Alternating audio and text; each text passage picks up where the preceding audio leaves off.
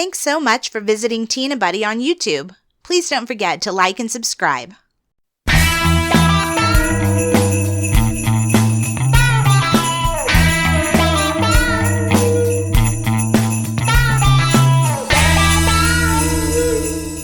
Hello and welcome to the Tina Butty podcast. I'm Dominic. And I'm Erica. Today's episode is going to be about Wartime USA. Aren't you excited, everybody? Yes. I don't know. It's kind of weird to say, oh yes, I'm so excited for this. I'm so excited for war. Yes, wartime in the USA. No, we're going to be just talking about what it was like in the US during World War II. Yeah, mainly. well, yesterday was December 7th. Yeah. A day that will live in infamy. Yeah, December 7th, Yeah. 1941. So yeah, I think it's a good time to talk about this. I can't believe that we've never talked about this before. I think we've broached the subject, but not within some other podcasts. subject. Because, I mean, we do that, something jogs our memory. Oh God, we're notorious for going off topic. Yeah, I mean, this is on topic now. Yes. So, yeah. I mean, Pearl Harbor. Yes. Which was the December 7th, 1941, Pearl Harbor and Oahu. I think you say Oahu. Oahu, in yeah. Hawaii. Mm-hmm. It was a naval base, well, still is a naval base, I think, isn't it? I don't know if it's in use. I mean, I think it's a museum. Yeah. Yeah, I mean, unfortunately, I've never been to Hawaii. It's on my list, definitely, of places I would like to go. Yes, Hawaii is so lovely. Everybody wants to go to Hawaii. But, I mean, we're looking at a map here. And, yeah, Hawaii's like, I can see where Hawaii is. Mm. Hawaii. Mm-hmm. Hawaii.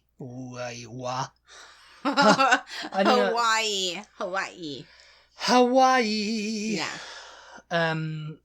But yes, that was what the turning point in the war for the USA. Because up until then, this is World War II, obviously, that we're talking about. World War II, everybody. Because World War II had already been going in Europe since what, 39, wasn't it? Yeah, late 39. Yeah. I mean, the war in Europe anyway. I mean, Britain declared war in 1939 and France and that's everything started up until then. But until that time, America was neutral. Right. Until 1941. Well, 11th of December 1941. Mm-hmm.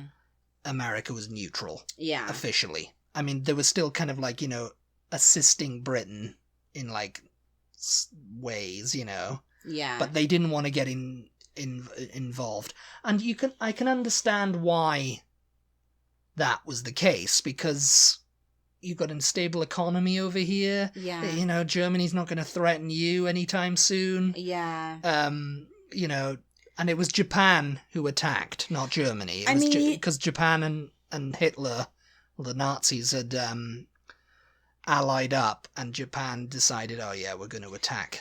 I mean, usually the government will act in accordance to whatever the American people want. You know what I mean? Yeah. Because otherwise they're not going to have jobs.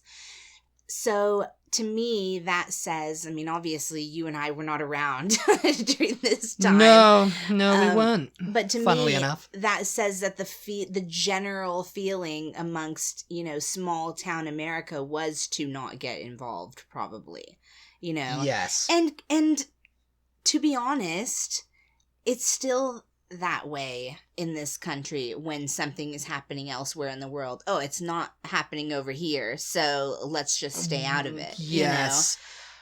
In recent times, it's kind of like, oh, that's not the case. People, the rest of the world sees America as this big dominant bully, that comes in and gets involved in conflicts that's got ultimately nothing to do with. But I think that is more so the government than the American people. Obviously, that's more. I mean, I don't think someone in Duncan, Oklahoma, is sitting there thinking, you know what, we should invade Iraq. You know what, we should get involved in Vietnam. I mean, the general small town American, I think, has a difficult time understanding the way things, and I'm talking from people I that thought you were going to say the way the world works. No, understanding though the way that things that are happening elsewhere in the world do affect us because they're not seeing it directly. Well, I think that's true of everyone. Yeah. Really, in every Western society, even in Britain. You know, someone living in, you know, the small town in Derbyshire is like, why do we need to, you know, get involved in here? Oh, it's got nothing to do with us, you know? Yeah. It's got nothing to do with us, and it's not affecting me, and, you know, but unfortunately, the Black Lives Matter movement, let's say, that has taken hold in this country, you know. I have definitely seen small town British people on the internet going like, oh, I'm seeing people over here with Black Lives Matter, and Black Lives Matter doesn't affect me because I'm white. Yeah. That's what they say. Whatever. Oh, that's an American thing, you know. Yeah. And that's getting into a different topic, but yeah. But you know, I think it is difficult, especially if you've never traveled, if you don't know anybody from any other countries. You know, it's easy to just, you know, think of them as just being so far away, and oh, that's for them to deal with. That's not, you know, it's not happening here. Yes. And we got to take care of ourselves and all that kind of stuff. There's the people who say that, though, are also the people going, well, other countries wouldn't exist if it wasn't for us. Yeah. And that's kind of like, you could say that about anyone, really, you know. Yeah. I mean, it's, you know, that's another thing. It's like, we've got to take America first, but America's the greatest. That's another topic entirely, though, which is coming in 2021. I have to wonder, you know, topics like this really make me wish that I had more time with my grandfather, who did fight in World War II, and your grandfather fought in World War II as well. And he died about 10 years before I was even born, so. You know, because I wonder if the feeling what their outlook was. No, I wonder how much the feeling was still the same even after America was attacked at Pearl Harbor, because Hawaii is not attached to the contiguous United States. The continental United States, yeah. Yeah. So I have a feeling, I suspect, and I mean, obviously you've done most of the research for this podcast, and so I haven't been reading up on this. Yes, yeah. You know, prior to us talking about this, but I suspect that even with the attack on Pearl Harbor, there were still people in the continental United States who were just like, that was all the way over there, you know. that was on those islands. Well, yeah. You know, oh, is Hawaii even a state? You know. Yeah. Well, yeah. I have a feeling it was that, and it was just like, oh, yeah, that was Hawaii, but yeah, they're barely American. You know what I mean? That wasn't happening in my town. Yeah. You know, my town wasn't attacked. I can sort of. But it was a different time back then. Yeah. And I mean, you know, like the patriotism of today was different to what it was back then. I think it was more real, if I can say that, you know. Yeah. Because in 1939, when war erupted in Europe, FDR did a poll. Should we get involved? You know, right. He did a poll on Facebook. You know, it's like, Americans, should we get involved in this? Yeah. And a lot of people were like, no. Yeah. I don't want to get involved in that. We're okay over here. You know, we don't want to be getting involved in other people's things. And you know, about 94% of people were like, "We'll just remain neutral." Yeah. You know, don't side with anyone. You know, over the other. Mm-hmm. But it was clear that they were going to side with Britain. Yeah. And the Allies. Yeah. Because at the end of the day, you know, like, Britain was, like, sending over and saying, oh, feed our boys. In 1941, they were apparently, the ambassador to the US was like, oh, yeah, if you could just, like, eat a little less and give us some more. You know, yeah, they were begging, because, I mean, there was no food, you know, in the UK. You know, you know, on Thursday, we're going to talk about wartime Britain, so we'll get a little bit more into that. And we'll get a bit more into that, but, I mean, I can imagine people were just like, oh, you know. But the reality of it is, if America had wanted to enter the war in 1939, Mm-hmm. it was not prepared. It only had the military only had 100,000 men in it. Oh, yeah. Without the draft. Yeah. And I can imagine how the draft would have gone down over here. And I mean, it did start up. Yeah. Yeah. Mm-hmm. But it was kind of like, they didn't want to do that. The economy was stable. The economy, again, entering a war, it's going to be like the economy's just going to be like, oh no, it's going to tank.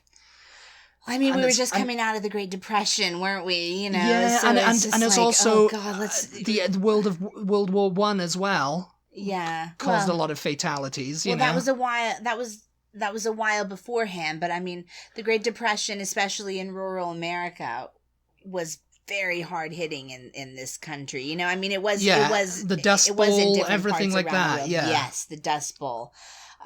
So yeah, by the end of the 30s, they were coming out of all of that. They were coming out of that, and also it was a case of like, another world war, because I mean, they didn't want to join another world war. Yeah, and also as I said, the military was ill prepared for it. Mm-hmm. The weapons were outdated. Everything was like ill prepared. Everybody thinks of today like America has this great military with all this, and at the end of World War II, the atomic bomb and everything that obliterated Hiroshima and Nagasaki in Japan. It's like people think, oh yeah, this great inventions and all that stuff, but in reality it wasn't. Yeah. It wasn't that the case in 1939 or 1940. Mm. So he had kind of no choice but to remain neutral and just kind of like do the Lend-Lease and all that, which was basically lending stuff to Britain and sending them clapped out old warships and everything, Yeah. I mean, also, you had the whole situation where Hitler had just been declared Time Magazine's Man of the Year just prior to all of this. Everyone loved Hitler in 1938, but in 1939 it was like it all went to his head, It was just like... Yeah, so, I mean, you did have guys over here who heard about the war in Europe and who were enlisting. You definitely had that. Not all Americans were like, who cares what's going on over No, there? a lot of them were like, okay, well, I'm going to enlist. I'm going to go over there. Yeah. My grandfather enlisted, actually. They didn't end up sending him for a little while, but he was just stationed in various places around America before they finally sent him over. But I guess training and all of that. Because people knew it was coming.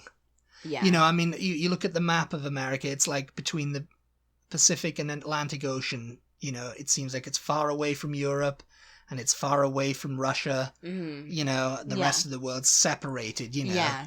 So it's like people aside can from get Canada isolationist. Aside from Canada and Mexico. And Canada at that time was a British It's our dominion. little haven over here, Yeah, no, I can definitely see that, And Mexico was where most people went to have margaritas and, have a good time and everything, and it wasn't a threat. So it was like, we're having a great time over here, we're growing our own food, we're driving our trucks, we're having the economy's great, we're going to see movies, So life was good. And I mean, life was good in Britain before the war, the Second World War too. I mean, 1930s was this kind of like period of like, oh yeah, the 1920s and 30s was this period of like relative happiness, Yeah.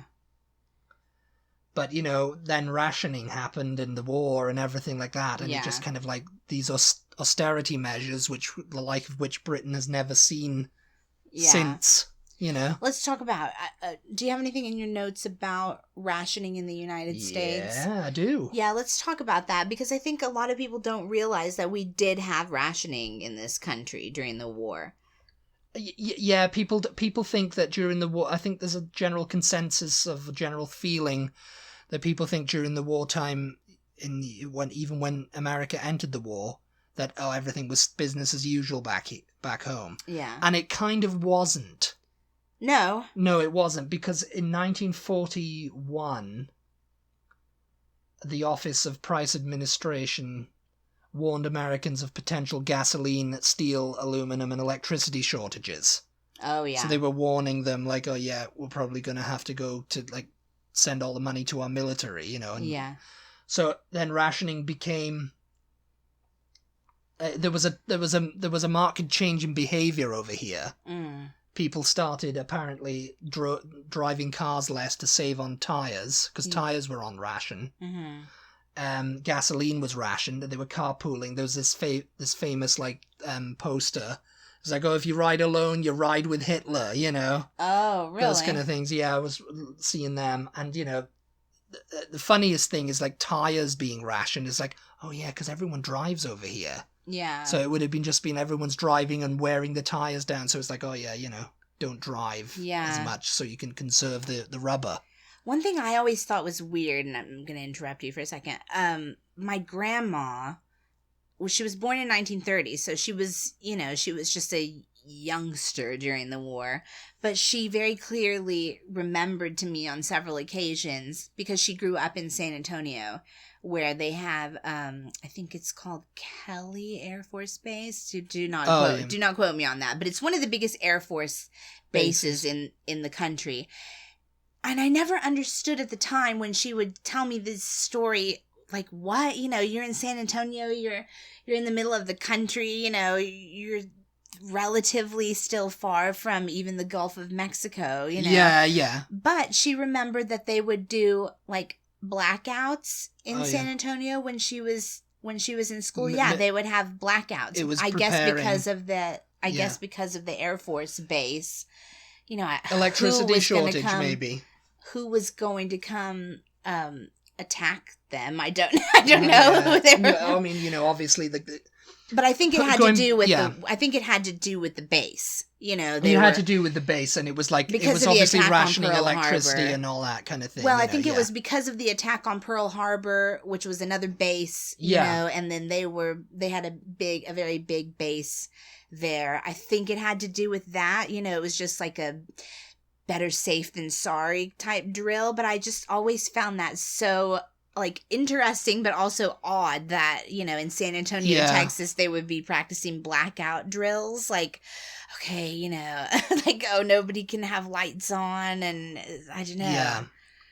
And I mean, rationing as well was a thing, but it's because, you know, as you said, you know, Hawaii was far away, and it was a military base, and the Japanese attacked, but really they couldn't get further than Hawaii. Well, with their Air Force. No.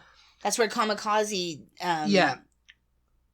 where the kamikazes came in to play, because it's just like, they didn't have enough fuel to get back to Japan. Fighters, level and dive bombers and torpedo bombers and midget submarines and stuff like that were part of the attack on Pearl Harbor by the Japanese military. And they sunk, because I think a lot of like the ships were put to sea at the time, so they thought, oh yeah, we're going to wipe out all of the U.S. Navy's on the Pacific attack, during the attack. You mean the Japanese thought, oh yeah, we're going to wipe out all of the U.S. Navy's Pacific military fleet in one swoop. Yeah, and there was, of the 8 battleships that were present, all were damaged, 4 were sunk, and all but the USS Arizona were later like raised from the thing. I can't remember. The Arizona's now was that because there had been a tip, or is that just a conspiracy theory? That's what they said in Goodnight Sweetheart, you know. Yeah. Like Gary Sparrow tipped them off, but I think there's some sort of question as to why they weren't there, because I think otherwise they would have been there, you know. Yeah, what I mean? So like, there must have been some sort of intelligence at work. It's like, because, you know, the background to that is like the Japanese and the US had cordial relations, but tensions were mounting over like certain foreign policy, and, you know, because I mean Japan was invading China a lot of the time. Yeah. And, you know, they were expanding their empire. It was called the Japanese Empire. Emperor Hirohito, I think his name was. Yeah. He was like, you know, like the big guy, and you know, it was like very warlike. And I mean, obviously, their human rights record was not spotless, to say the least. Right, you know, right. So it was like, they were hungry for war, and they were like, and Hitler was the guy, you know, they were going to ally with. You know, it seems Mussolini in Italy, you know, all these dictators. So, you know, it was like this world domination, the archetypal Bond villain that Hitler was, making allies with all these crazy people around the world, Yeah. So when the Japanese, they sank and damaged 3 cruisers, 3 destroyers, and a total of 188 US aircraft were destroyed. 2,403 Americans were killed and 1,178 others were wounded. And this is information from like Wikipedia I'm getting. So yeah, that was the turning point. Suddenly those 94% who were like, nah, we don't want to get involved, were suddenly like, oh, America's been attacked, Yeah. It's like, we're going to go to war, we're going to enter this war and we're going to finish that Hitler, because they declared war then. Germany declared war, Japan declared war, and then, of course, the US couldn't say, nah, we're not going to declare war on you. We're just going to remain neutral still, Yeah. I have this book, though, and I've read before that, that was, Hitler made a bunch of mistakes, obviously, but that was Hitler made some, bad move, Adolf. But that was one of his biggest mistakes, because he partnered with Japan to attack America, but with really no future plans after that in mind. It was just his ego getting carried away with him. Yeah, attack America. You will be together in this. And it's just like not thinking about, okay, once America's a big country, though, they can rally up a pretty big army if need be, and to get them involved probably isn't a great idea. I think he allied with Japan because his relationship with Stalin had disintegrated. Yeah. And Russia turned against him, Yeah. I mean, we'll talk about this in the early beginnings and all that, because it's kind of a fascinating thing of Hitler, like he was making allies and then losing them. Yeah. And having to make other ones. Because, allying with, Japan, go on, destroy America, Yeah. And they could only get as far as Hawaii, really, They were never going to get farther than that, really. They could have, like, potentially with the Navy and stuff attacked the West Coast. Yeah. And there was actually a fear of bombing on the continental United States. They were going to, like, send, like, through the Gulf Stream, like, hydrogen bombs and stuff like that, and balloons and stuff. Yeah. But they weren't really a threat. Like, it wasn't like the Blitz of, like, Germany and Britain and all that kind of thing. It wasn't like aerial bombings and stuff. There was no kind of threat of that, really. Yeah. The public weren't concerned. Really, if Hitler had not screwed over Stalin, if he had not betrayed Stalin, because that's really what, he got Russia on his side, and then he just thought, you know what, I'll have Russia as well. When this is all over, I'll have Russia as well. And of course they found out, and they were just like, what? No. Well, yeah. But if he had not done that, looking at this map again, this map that you guys can't see, but you could pull one up somewhere, I'm sure. If Google Maps is pretty good. Not sponsored. You've got Alaska up there. I can't remember when Alaska became a state, but it's close enough to get Hitler or the Nazis or whoever down into the United States, right? Russia is not that far. They'd have to invade Canada. They'd have to... So if he had kept Russia on his side, though, because the population of Canada is not that big, not compared to Russia or the United States or whatever. There's a lot of, like, unlivable kind of landmass in Canada. It's a big country. Yes, largely the middle top of Canada is just unlivable, except for like the indigenous people who've lived there for millennia. Yeah, but he could have theoretically come down that way, taken Canada, and then been in America. But, Yeah, but, that's things didn't work out for you, Adolf, did they? That's what happens when you're a madman, Yeah, that's what it is, basically. That's how it started. You know, Hitler became so infatuated with the idea of world domination, he just could not see that, Yeah, you should He have... started off well, but... he started off well in the fact that he got Germany out of this depression. Yeah. You know, they rose through the ranks. It was like, boom, you know. And the German government probably largely kept to the good bits of his policies. Yeah. You know, without the bad bits, you know. It's like he got Germany out of this depression very bad bits. very quick. Well, the very bad bits, obviously, very quickly, you know. Yeah. But anyway, back to rationing in the US. Yes.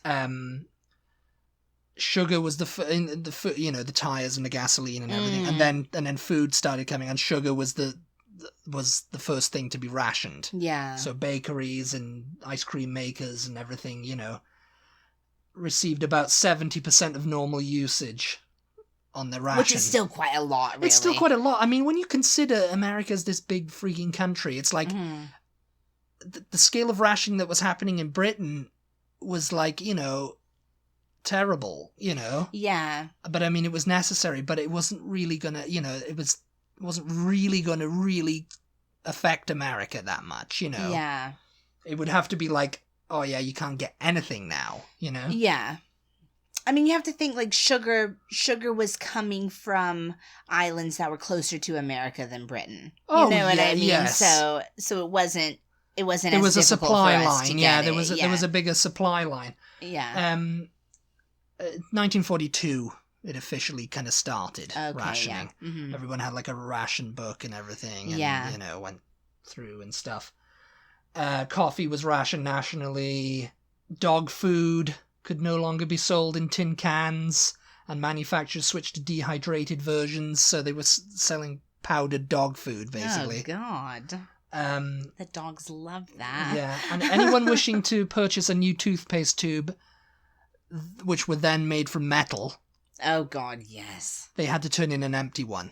Oh. So it was like bringing your glass bottles back if you want a new Coke, you know. Right. That kind of thing. Mm-hmm. That's interesting. One I've thing never that heard came out of rationing in wartime USA was macaroni and cheese. Oh, yeah. Yeah, because it was simple and it required less rationing coupons. Kraft sold 50 million boxes during wartime. So that became it was cheap, it was filling, it was like, oh yeah, this is it. This is macaroni and cheese for life, yo. You know? I'm sure they said exactly like that. Yeah, they tweeted that out during wartime. It was like macaroni and cheese for life. What about Spam? Did you read anything about that? Because I think Spam was a thing during the war. I think that gained popularity in Hawaii, and I think it still is popular over there. Yeah. But yeah, I mean, Spam was popular in Britain.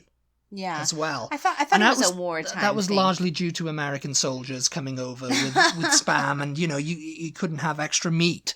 Yeah. So yeah, and that's something I'll talk about. It probably had something to do with the fact that it was a meat that kept a while. Yes, you know what it was in a tin. Yeah. Tin meat kept for everything, you know. Mm-hmm. But whenever they'd announce, the OPA would announce that something was going to be rationed, what happened? Everyone went out and panic bought it. Oh, gee. We wouldn't know anything about that in 2020. Yeah, they bombarded stores to buy up as many of the restricted items as possible, causing shortages. Jeez. And of course, the black market started up. Oh yeah. Like it still is today. Yeah. People selling toilet paper on the black market. Bottled water. That? Oh yeah, I remember that. Yeah. And of course, there was laws against it. So, night courts, they had to set up night courts to stop the spivs, basically, you know. Yeah. Also, there was a lot of people, when with the gasoline and tire shortage, people, were saying no sightseeing, no driving around, but people were doing this at night and, they were getting caught. Oh, yeah. So they were having to punish them. Yeah. So, geez, that's so interesting. I mean, the comparisons between wartime America and America in 2020, don't go around, don't visit tourist attractions, kind of stay at home. Yeah. Shop for the essentials, but don't overbuy so that there's enough for everybody. And yeah, wow. They walked and used their bicycles more and increased the use of public transportation. Mm. Americans don't really, when they did, they went straight back to it after the war, didn't they? And stuff like the Indy 500 were banned, like automobile racing, because of it. Yeah. And, there was, of course, gas violations, if you were using so much gas, Yeah. You were done for. Also, by June 1942, companies also stopped manufacturing metal office furniture, radios, television sets, phonographs, refrigerators, vacuum cleaners, washing machines, and sewing machines for civilians. Because they needed all of that kind of stuff for weaponry and stuff, right? Yeah. And of course, retailers probably welcomed the rationing because, it limited the supply, so people weren't trying to buy everything, running in there and shoving it all in their trolleys or whatever, you know. And, because they were... Shoving it all in their trolleys. I mean, I imagine over here people panic bought like crazy. And I mean, consumerism isn't something that's just happened. No, of course not. I mean, thanks to the internet, it's largely like happening with convenience now. Everybody's just got, click, I'll have 2 of those TVs. I'll have 4 of those, whatever. Yeah. But yeah, rationing ended in 1947. But by that time, the only thing left on ration was sugar. Yeah. So it was kind of like a relatively short period. I didn't really know that sugar, although you said it was like 70%. So, that, to me, almost feels like not even really rationing, because I know that one of the things that happened was Americans going to Britain and having chocolate and candies and stuff like that to give to the soldiers that were over there. It was or the freely kids available. That were running around at the end of the day, it wasn't like there was nothing. But maybe the rationing was for the non-soldiers, and maybe if you were a soldier, like you, you could still have access to civilians. Probably would have been a little bit like, I haven't seen one of them for a while. Yeah, I guess so. Yeah. But again, it was from 42 to 47, and it's relatively a short period of time when you consider that in Britain rationing began in 1939 and ended in 1954, and even then it was still. Well up until like the 1960s, it was still kind of being felt, really, the effects of it, Mm-hmm. Well, we'll get into that on the next episode, but... Yes! we didn't have in this country, we didn't have to rebuild. We didn't have anything that was needing to be rebuilt, or, anything that was... people's homes were not physically damaged, except for, anybody who lived out at the base in Pearl Harbor and Hawaii. Yeah. And another thing that's not talked about, though, that did happen in this country I'm going to say didn't happen in Britain, but I don't know, actually. So, I guess we'll find out. But was the internment camps that we had over here after the attack on Pearl Harbor. Yeah. And I do not remember learning about that in school. I think I found out about it years and years later, and I was just shocked. I don't know. Hopefully it's something that they teach in school now. I think, surely it is, Because it's like, how can you just omit the parts of history that you're not proud of? You know what I mean? Like, that's not teaching. That doesn't make America look great. Yeah. It's the same in Britain. They omit the bad bits of the history of the British Empire, or what Britain did during the war to, German citizens. Or maybe we learned about it in school, but I just do not remember learning about it in school. At least not until, much later in school. And I just remember being shocked that something like that could happen in this country, a naive kid shocked and stunned. But anyway, I just thought that was worth a mention. I don't know if anything like that occurred in Britain. I don't know if there was, but I'm sure. I think maybe there was something sort of similar with German. I don't know if they were being held, but if you were German citizen in Britain, you were encouraged to leave. You were either encouraged to leave, or they were you were persecuted. Yeah. For it, You were investigated. Oh yeah, and of course the neighbors were like, "Ooh, he's a spy. Ooh, he's on the phone to Hitler every night." Yeah. That kind of stuff like that, and it's just like, no, I've lived here since before the war, and I don't have any ties to Germany. I don't agree with the Nazi Party. The end. You know, we think that this year's been rough, but just having this conversation about wartime, it's just like, It's bringing it all back home. I can't imagine. You know what? I can't imagine. There's some things that are sort of similar to things that are happening nowadays, but just the rest of it's just like so much worse, and I cannot. You know, it almost makes you feel lucky for 2020. 20 years from now, we'll be sitting there talking to kids going, 2020. I remember that. I remember COVID. Ooh, that was hard times, that was. No toilet paper anywhere. Couldn't find no toilet paper anywhere. Weren't allowed to go out. Oh my gosh. Okay, well, I mean, we could talk about this for, forever. And we will in the next podcast, because we'll be talking about wartime in the UK. Yeah, but we hope you enjoyed this episode. We appreciate you tuning in. As always, thank you so much for your support. It just means absolutely everything to us, you guys. It really does. So thank you for tuning in. Thank you. Thank you for sharing this episode or any episode you enjoy listening to with your friends and family and helping us spread the word about this podcast. And we'll talk to you guys next time. Talk to you next time, everybody. Bye. Bye.